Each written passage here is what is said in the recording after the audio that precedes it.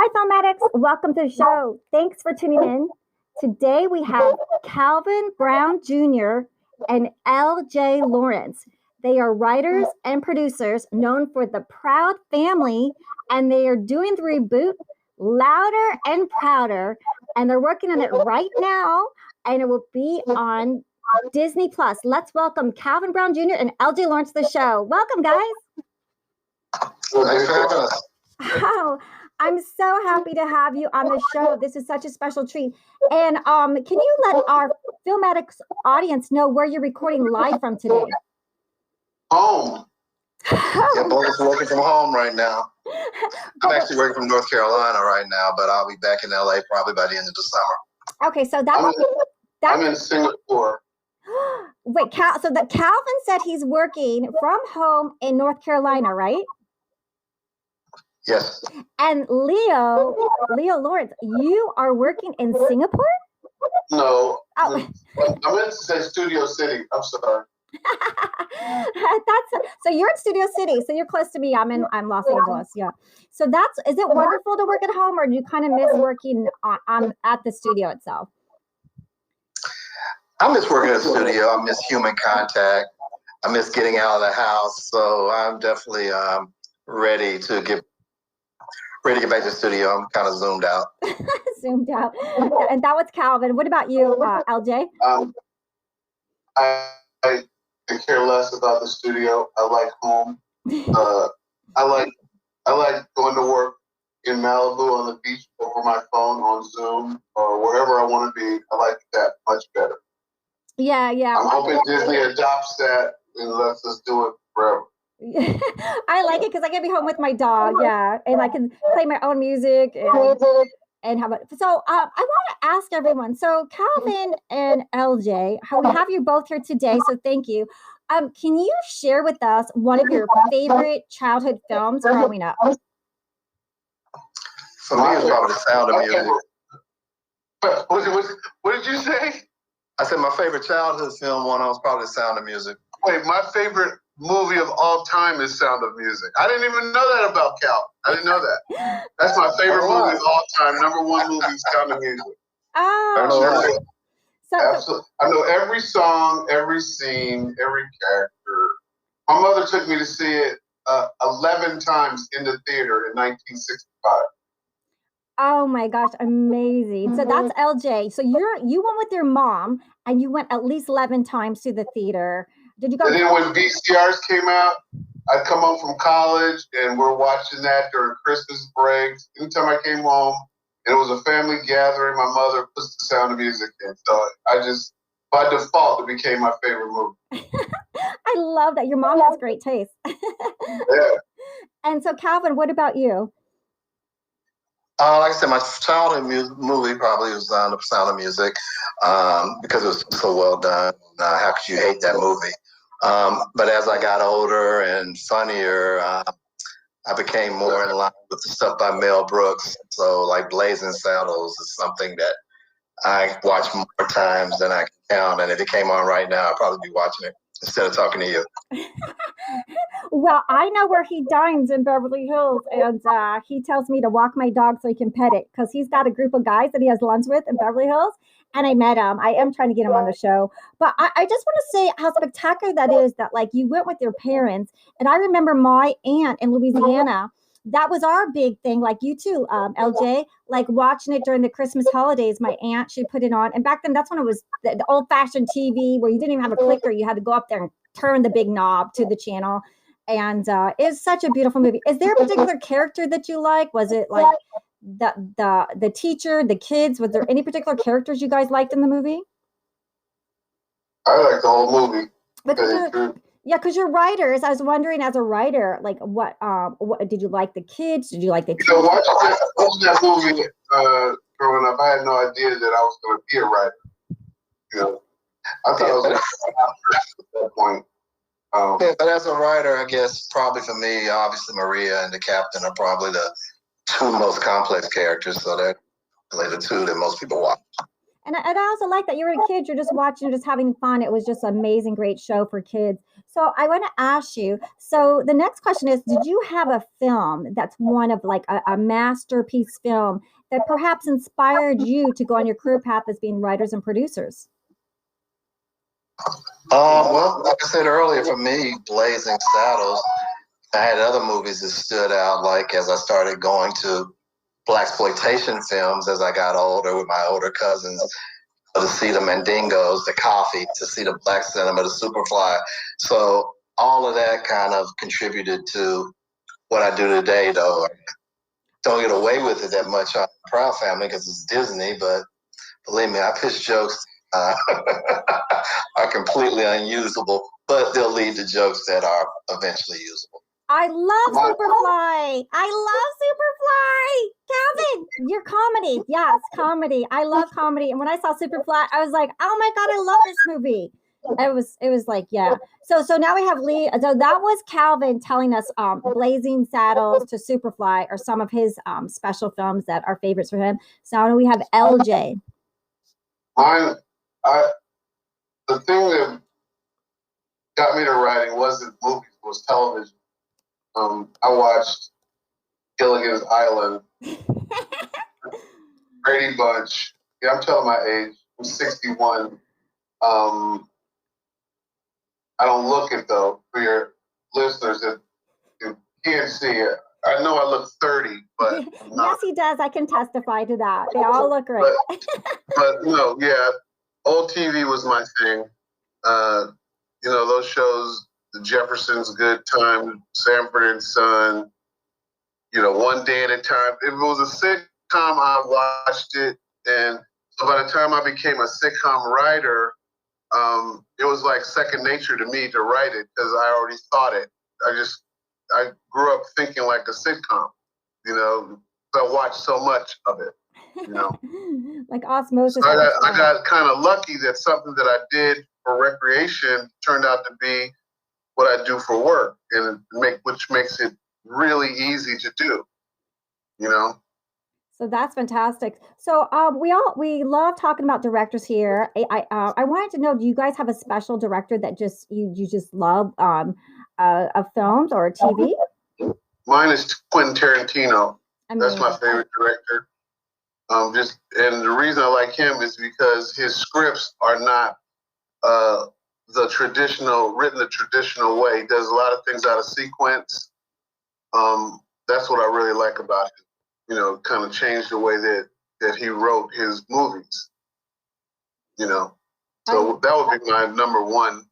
The rest of them kind of fall together. Spike is one. I like Spike.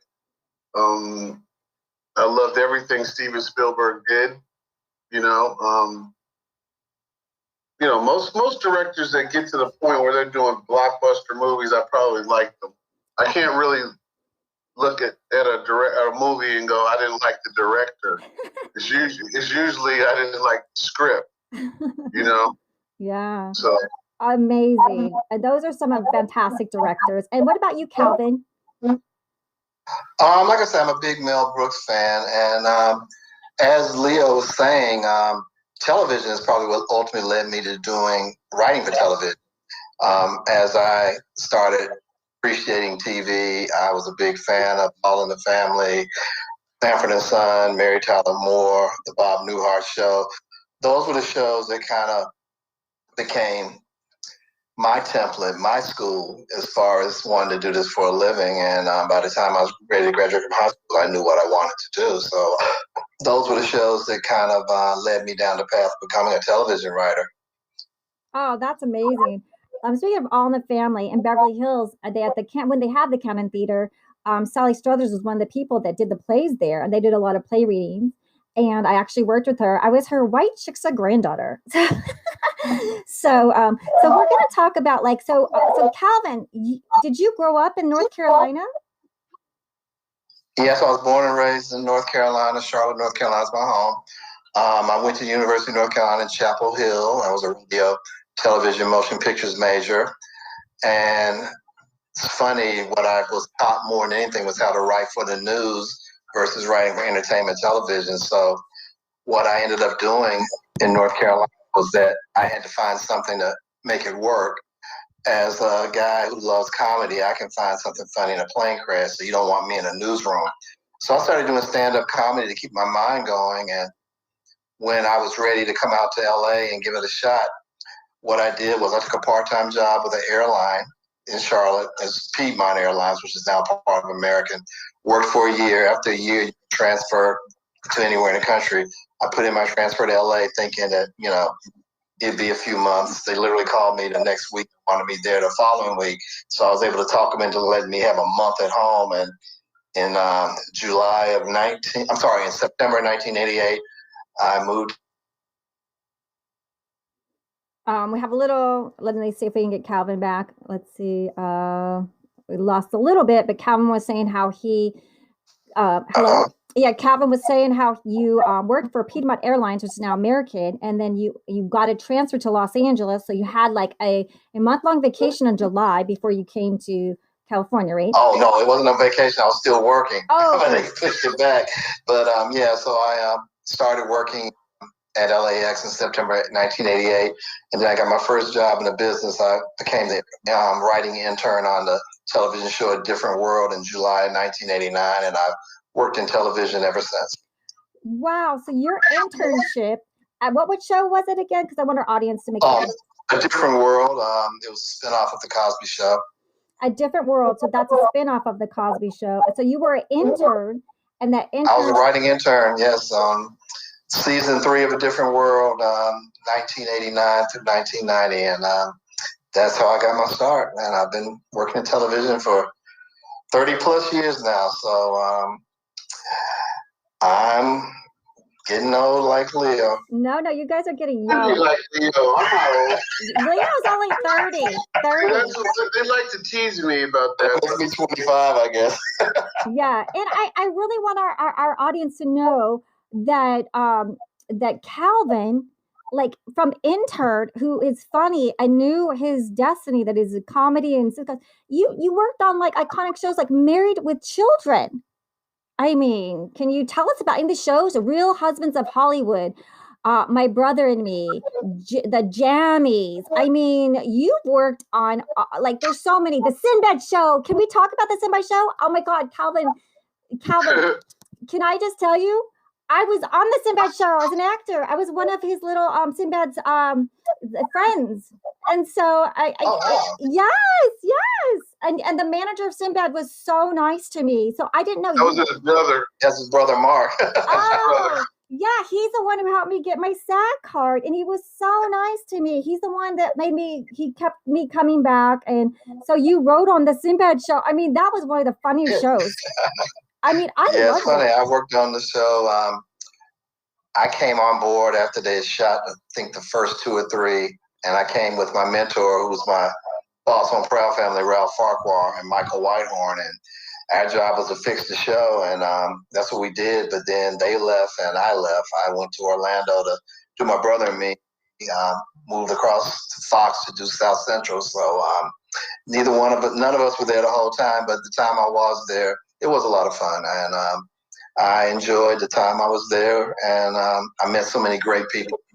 Played Sinbad's mom, and Al Williams. I think it's just great. Played his dad, and Hal's still a friend of mine. I stay in touch with him. So that was a lot of good memories from the Sinbad show. And then you went to My Brother and Me, and where you were a TV series and executive producer for 13 episodes.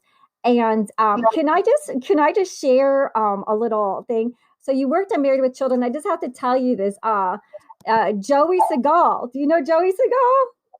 I met him. He actually did an episode when I was there. Yes, like when I was a talent manager, I actually represented Joey Segal, and I didn't know Katie Segal was his sister, but he's a lovely, lovely guy. You worked on like legendary, iconic TV shows. I mean, like you really knew what you were supposed to do when you were a kid. I mean, it's amazing. It's amazing. I got lucky with Married with Children again, thanks to my mentor Ralph Farquhar. I used to work there. But when I was doing stand-up in North Carolina, we used to have an open mic night on Sundays. And I would not show up to open mic night until after I watched Married with Children. I mean, it was my favorite show. And it was like the only show as a comic that at the time, I just thought was laugh out And my dream was always work on that show. And in season 6, I got to write a freelance episode. And in season 10, I was I was a consulting producer. So that was probably still one of the highlights of my life working on that show. And believe me, if they do reboot it, I will be first in line trying to get back on it. Oh my gosh, yeah. And like Christina Applegate went on to do major things. And you worked on Moesha. You were a co-executive producer. Moesha, another hit. Malcolm and Eddie, the Parkers. I mean, second time around. Of course, the Proud Family. Then you have all, Who's Got Jokes, the Sisterhood, the Jammies, the Proud Family. Can you share some of your favorite? Like, is there any other show that you have any stories on that you want to like spill the dish? Or well, probably my favorite show of the ones you named would be My Brother and Me, because it was the show that I co-created, and we did 13 episodes for Nickelodeon, and I think we were a little ahead of our time, but we were the first Black family sitcom on Nickelodeon, and that was in 1995. So we can always say we were first. Funny, even now people are still talking about trying to reboot it, which is crazy, but hey, if it did happen, I would be there. Okay, hope somebody's listening. I hope somebody's listening because I want to thank Italy and Kenya and India. We've hit number 2, 4, and 7, and we're getting big numbers around the world. So we just thank our fans for listening. And so now we're going to ask LJ. LJ, can you kind of tell us where you grew up and how you broke into the business? I grew up in Oakland, California, and I dropped out of med school to do stand-up comedy. And after that, got to LA and went to an episode of Cheers and said, I think I want to be down there where those actors and those people do what they're doing. And I found out about writing. That's how I found out about it. My first show was a show called In Living Color. Oh my God. Homie the Clown, Fire Marshal Bill, that stuff. And like Calvin, they called us like a writer apprentice, which was a nice way to say he's a writer, but we're not paying him what we're supposed to. But then I went on to do some other shows, hang with Mr. Cooper, Jamie Foxx show, so stuff like that. Amazing. So you did In Living Color, which is like you both were stand-up comedians. So you have comedy as your gift. That's truly your gift. And you found your pathway in as interns. And like for someone that's talking about interns, I've interned everywhere. I could never find an opening as a female. Anytime I went to somewhere, they're like, oh, we just hired the intern. And even the interns, there's no more openings. So yeah, it's a lot of people say how hard it is, but like you just got to find that door. And like Calvin, you were talking about your mentor. Can you share a little bit how you met your mentor? And because mentors are so cherished and treasured to people in the business. Well, this is a question that both of us can answer. It's the same man, Ralph Farquhar. He's our executive producer on Proud Family, Louder and Prouder. And when I was working on A Different World, I was going through a time where I wrote a spec script, and it seems like I couldn't get any of the writers to read it. So I was almost to the point I was ready to go back home to North Carolina. I was walking to my car that night, and out of the blue, I hear a voice behind me say, Calvin, child, what's wrong? I turn around, it's Debbie Allen, the absolute most important person on A Different World. And I said, well, Debbie, I wrote the spec script, but no one's read it. I'm not getting any kind of feedback. She said, I'll read your script, child. And I gave it to her. This was Wednesday night. On Friday, I get a phone call, and the only people that ever called me was my mom or somebody. So I think it was my mama, and said, Calvin, it's Debbie Allen. I love your script. I said, well, Debbie, thank you. I appreciate that. I'm happy that you read it and liked it. She said, how would you like to work on a pilot I'm doing for the singing group The Boys with my friend Ralph Farquhar? I said, well, yeah, absolutely. She said, okay, because child, today's your last day in A Different World. Starting on Monday, you work for me. And my life completely changed that day. So I will always be loyal to Debbie Allen. Debbie is my muse, my everything. So I guess, you treat people nice, they'll remember you. Because, I know some people who are jerks. They don't treat people right, but Debbie's the best. She treats everybody the same. So I've always tried to treat people the same. And Same with Ralph. So that's my mentor story, and I'll pass it on to Leo. I don't have any mentors. Nobody's ever helped me. I come from the ghetto, from the hood, and no, I'm just kidding. Ralph, like, you should see your face, Marilyn. You're like, oh my God, this is serious. We're comedians. Remember that? We're comedy writers. Because I was just like, I can relate to that. I don't have a mentor yet. I'm hoping, man. I did have a beautiful lady, Michaela Hart, on. She said, I could maybe be your mentor, but like, she's so busy. But like, I would love a mentor. I don't have one, but but it's all about. I wouldn't call Ralph my mentor. I would call him more like my savior. No, me and Ralph were pitching a TV series about 4 years ago now, and we were pitching it every single network in town. And we were at NBC one day, and he got the call that they were picking up Proud Family, and he just turned to me and said, "Hey, you got a job." That was the extent of it. So somewhere while we were pitching, I must have made him like me. I'm just glad I did. I don't know what I did, but he did. So I got to thank him for that. But you need in this business, you need no matter how good you are or think you are, you're going to need somebody to give you a leg up, help you out, and yeah, he was definitely biggest person that's ever helped me do anything. Tim. And we're so lucky that Debbie Allen, read your script, Calvin, and we're so happy, LJ, that what's the gentleman's name that that gave you the job, your first job on that, the Proud Family? Ralph Farquhar. We're so happy that they recognize the talent in you and recognize the script, because just finding someone to read a brilliant script that's just hard work. Like, that's like trying to find like the puzzle piece. So congratulations. Can you tell me, Calvin, what made you write The Proud Family? And can you share a little bit of this amazing story that Disney is rebooting? And it's like, I'm so happy. Louder and Prouder. I'm so excited that you're on the show, that our audience can like rediscover this TV show.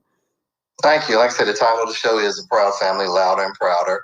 Because it's a reboot, we can just be the Proud Family again. So we're the Proud Family, Louder and Prouder. I was fortunate to work on the original series.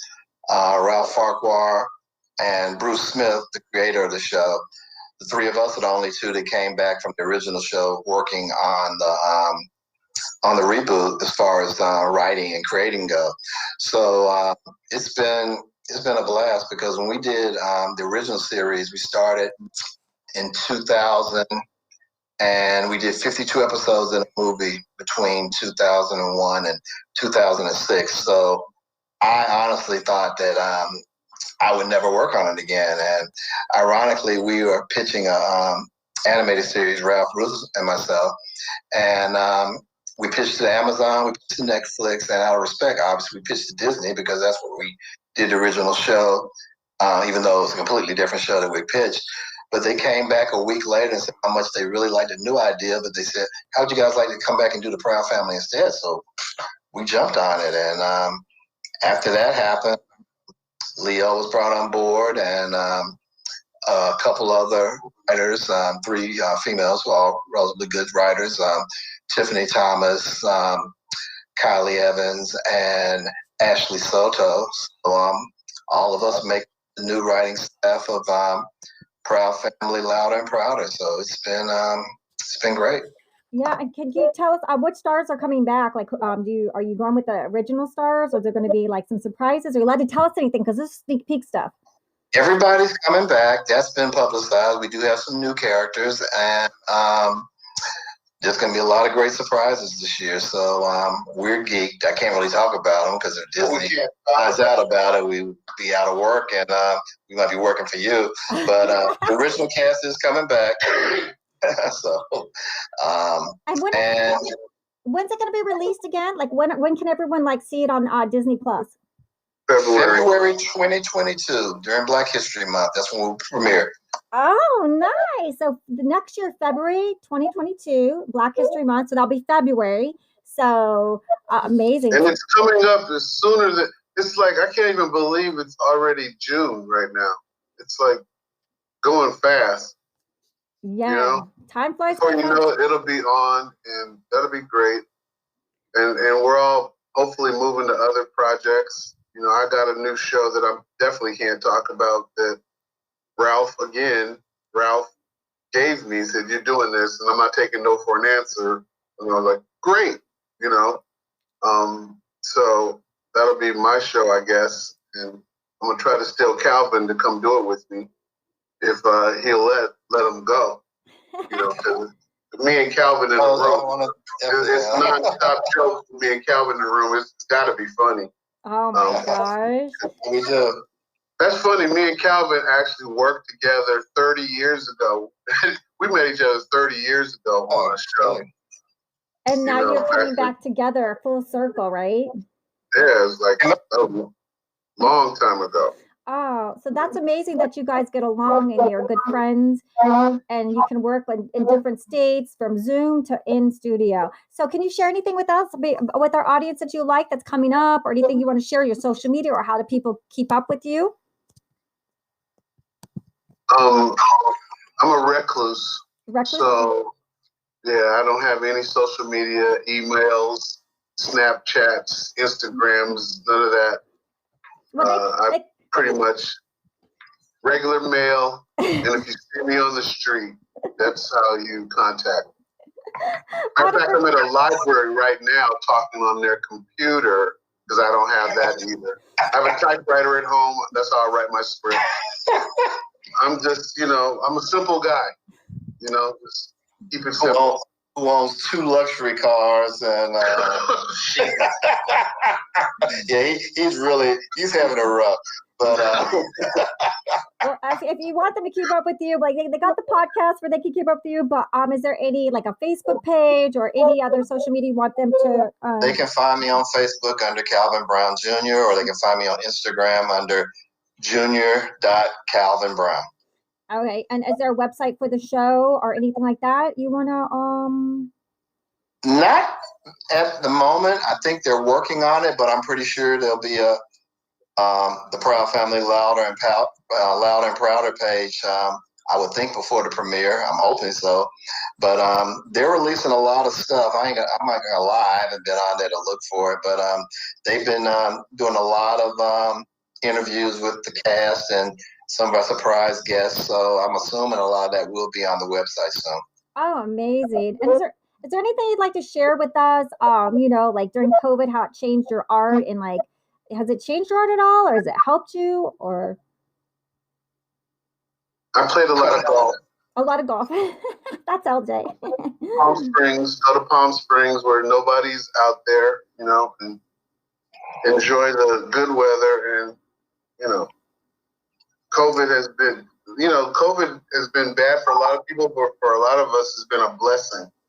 Because I was before Proud Family. It's animated, and both Calvin and I both like live action shows with real people. And so I took the Proud Family thing and thought, I don't want to do a cartoon. COVID hit. I was like, boy, I'm glad I'm on a cartoon because, we never stop working. We haven't missed a check. I mean, animation day. Definitely COVID proof. Yeah, it's been a blessing for us. Yeah. To be able to do that. And do y'all and how would you advise someone to get in if they want to be a writer? Are they just looking for like some kind of internship program, or shoot themselves in the head first? That's what I say. But if they survive the shooting, look for an internship. Now, I got so lucky when I got the internship at A Different World. I was actually going for a PA position. And the line producer asked me what I ultimately wanted to do, and I told her that I wanted to be a writer. So that's how it happened. Well, I just want to thank Calvin Brown Jr. and LJ Lawrence for coming on the show today. It's been a special treat, and I know our Filmatics audience are gonna check out in February next year during Black History Month, Louder and Prouder on Disney Plus. Thank you guys for joining today. Thanks for having us. And it's the Proud Family, Louder and Prouder. Just Louder and Prouder won't work. The Proud Family, Louder and Prouder. Always the Proud Family first. Thanks, guys, for being on the show. Okay, thank you.